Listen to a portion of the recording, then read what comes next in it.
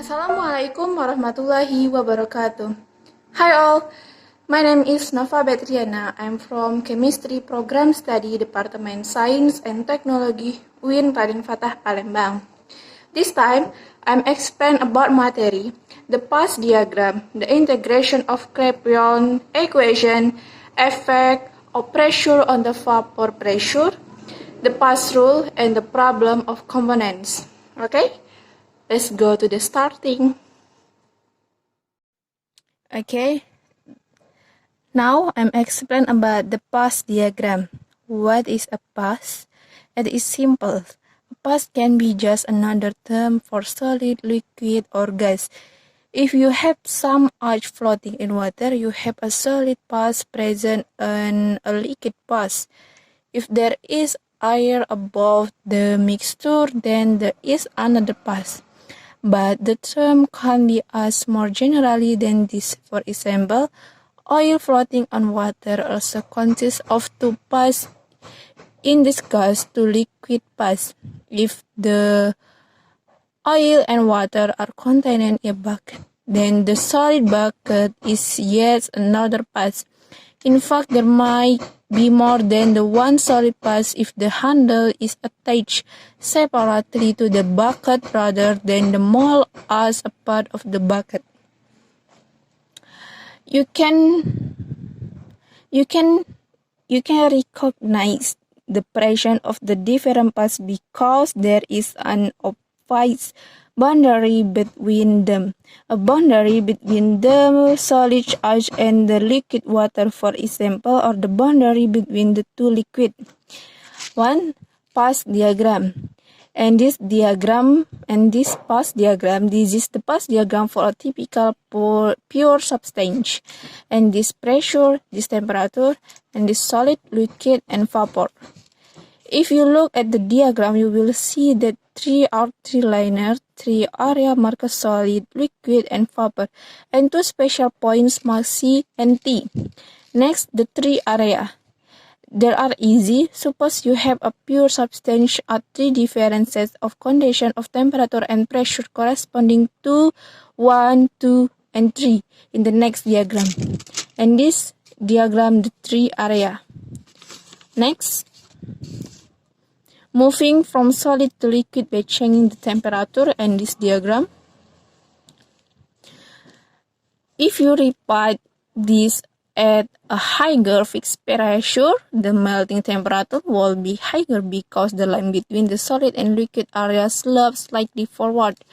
And this diagram, this pressure and this original pressure and this original melting temperature and this solid now melts at higher temperature. Next, moving from solid to liquid by changing the pressure. And this solid melts when the pressure drops to this value. This pressure and this temperature, solid, liquid, and vapor. And this describes pressure at a constant temperature. And next, moving from liquid to vapor. And this pressure, temperature, and this decrease pressure at a constant temperature, and this increase temperature at constant pressure. The solid, liquid, and vapor. The liquid will change to a vapor its boil when it crosses its boundary line between the two areas. If it is temperature that you are frying, you can easily read of the boiling temperature from the path diagram. In the diagram above, it is temperature where the red arrow crosses the boundary line. Okay, and next material, the critical point. This is known as the critical point. The temperature and pressure corresponding these are known as the critical temperature and critical pressure. And this diagram, this pressure, temperature, solid, liquid, and vapor. And this increase pressure at a constant temperature, and this the critical point, this the critical temperature. Next, moving from solid to vapor. And this diagram, this pressure and this temperature. And this increase temperature at a constant pressure, the solid, liquid, and vapor. Next, normal melting and boiling points. This diagram, and this pressure, and this temperature, and this 1 atmosphere, and this solid, liquid, and vapor, and this normal M point PT, and this normal B point PT. Next, the path diagram for water, and this diagram, this pressure, and this temperature, and this solid, liquid, and vapor. Now, let's put some numbers on the diagram to show the exact position of the critical point and triple point for water. And this diagram, and this pressure, and this temperature, this liquid, solid, and vapor, and this 1 atm, and this, okay, you can see. Next, just one final example of using this diagram, or because it imagine lowering the pressure on liquid water along the line in the diagram below. And this diagram, this pressure, temperature, and this solid, liquid, and vapor. And this decrease pressure at constant temperature. And the last, the path diagram for carbon dioxide. And this diagram, the solid, liquid, and vapor, and this pressure, and this temperature. Okay, now I'm explaining about material, the integration of the Clapeyron equation. 1. Solid-liquid equilibrium. The Clapeyron equation is dP dividing dt equal delta S fusion dividing delta V fusion.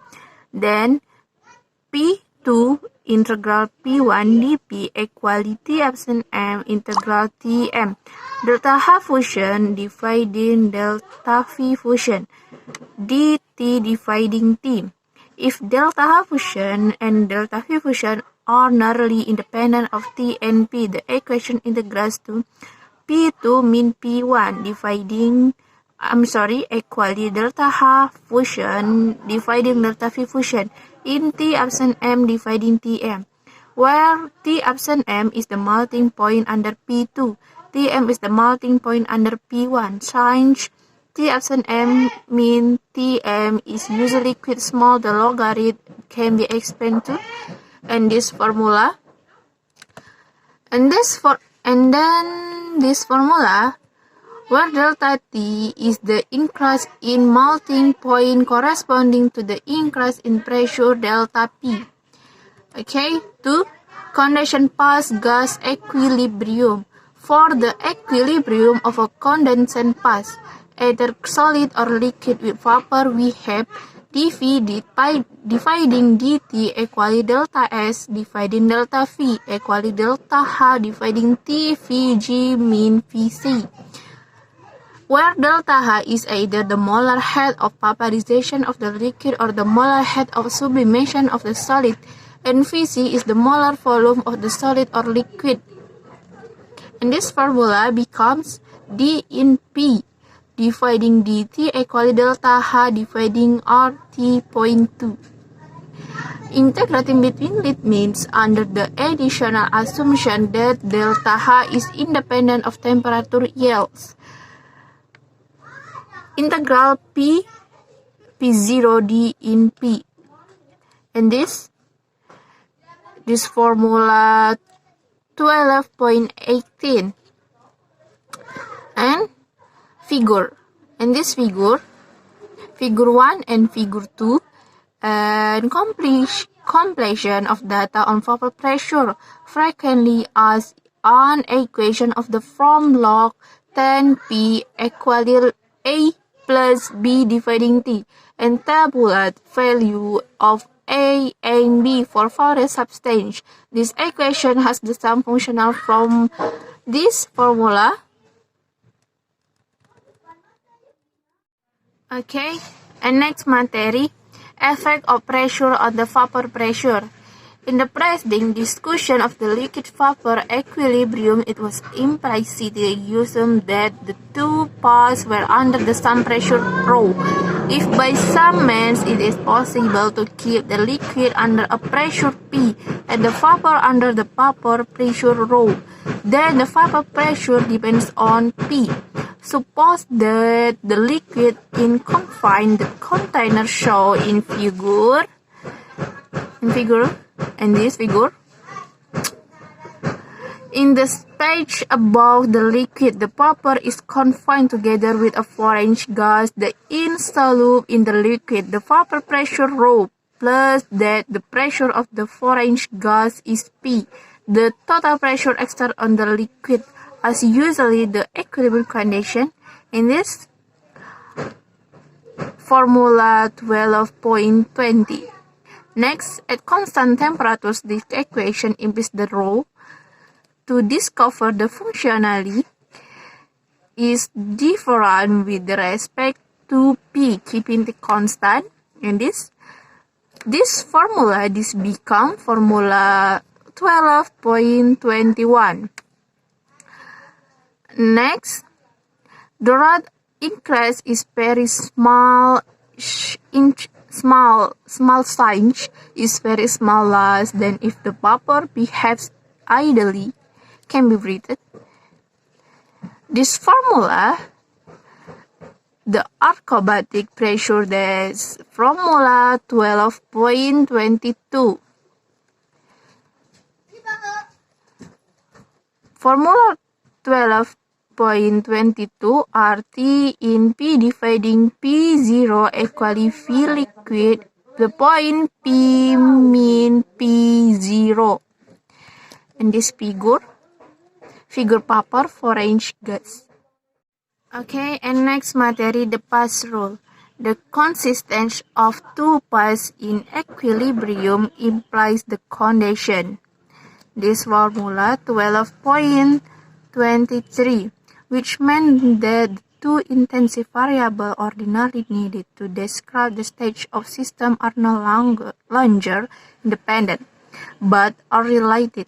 Because of this relation, only one intensive variable, either temperature or pressure, is needed to describe the stage of the system. The system has one degree of freedom, is univariate, whereas if only one part is present, two variables are needed to describe the stage, and the system has two degrees of freedom or is bivariate. If three parts are present, two relations exist between T and P, and this formula 12.24. Next, the table suggests a rule relating the number of the degrees of freedom V to number of parts P present. V equally 3 mean P, which is the pass rule for a one-component system. It would be helpful to have a simple rule by which we can decide how many independent variables are required for the description of the system, particularly in the study of systems in which many components and many parts are present. Any simplification of the problems is welcome. We begin by finding the total conceivable number of intensive variables that will be needed to describe the stage of the system containing C components and P parts. These are listed in the table. Each equation that contains the variable implies that one. Table 12.2, kind of variable and total number of variables. Variable is dependent rather than independent, so we must find the total number of equations connecting the variable. These are listed in the table. This in kind of equation and total number of equation.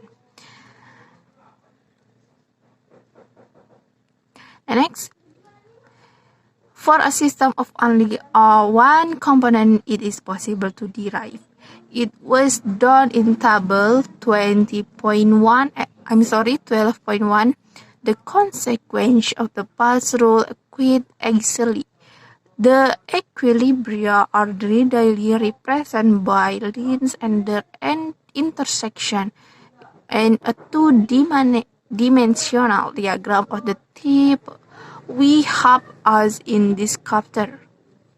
Visualization of the intersituation of dB in the 3 dimension, impossible for 4 or more dimension, yet the path rule with equation simple express the limitations that are placed on the interaction of the surface in this multidimensional space. For this reason, the Gibbs path rule is counted among the truly great generalization of physical science. Okay, and the last material, the problem of components. The number of components in a system is defined as the least number of chemical independent species that is required to describe the combination of parts in the system.